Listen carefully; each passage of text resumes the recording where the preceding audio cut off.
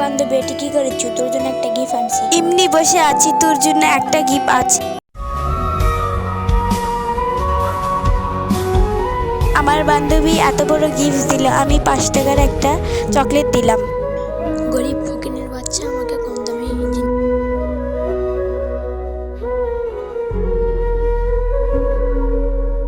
দাঁড়া, তোকে 20 কিলো মেরে ফেলে দেবো, কেউ বুঝতেও পারবে না।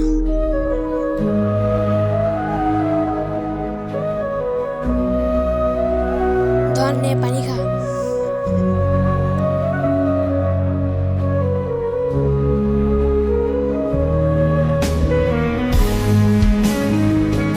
হায় আল্লাহ, আমার বান্ধবী 20 কিলো মেরে ফেলে দিল।